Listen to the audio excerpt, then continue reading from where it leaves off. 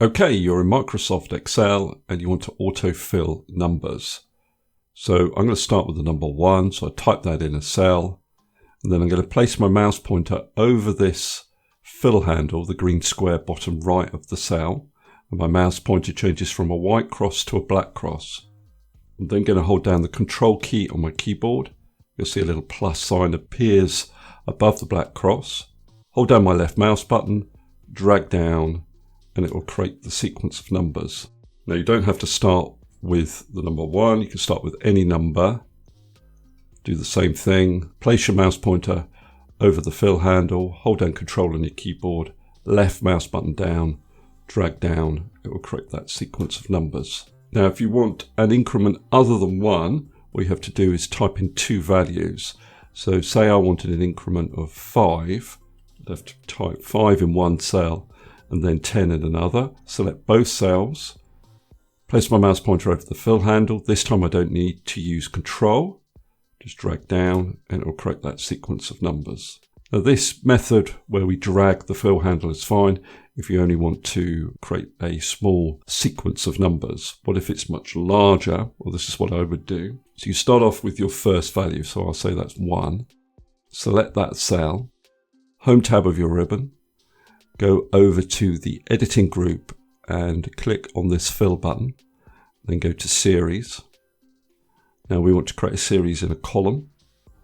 The type is linear. So your step value can be whatever you want. By default it's 1, so we'll leave it as it is. And then you can enter your stop value. So let's say that was 100,000. If I then click on OK, it will create those numbers down to that value. Let's do it with a step value.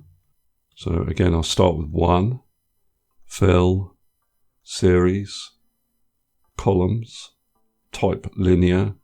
Let's have a step value of 3, stop value, let's say it's 30,000.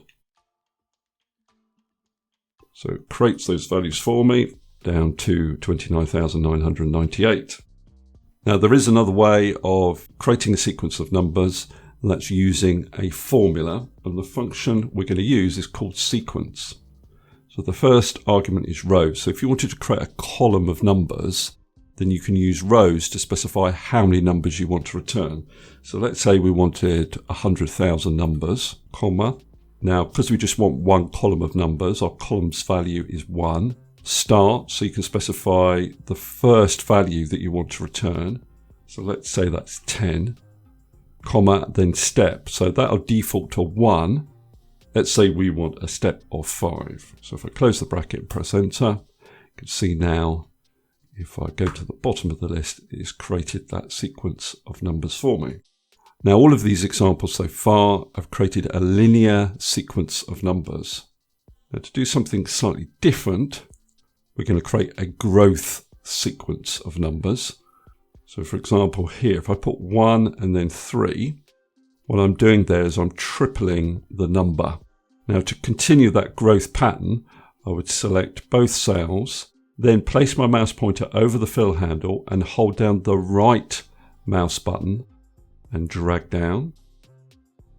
Then let go, and you can see, because I was holding down the right mouse button, I get this option for growth trend. And what it's done is continued that pattern, tripling the number each time. Now this method is fine if you just want to autofill a small sequence of numbers. If it's a larger sequence, use this method instead.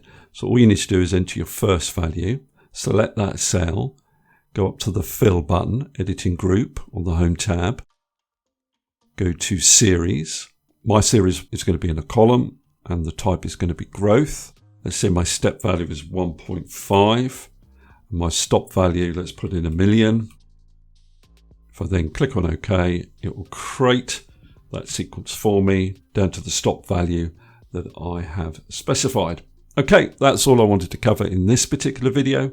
Hopefully that's useful. If it is, please give me a thumbs up and subscribe, and I'll see you next video.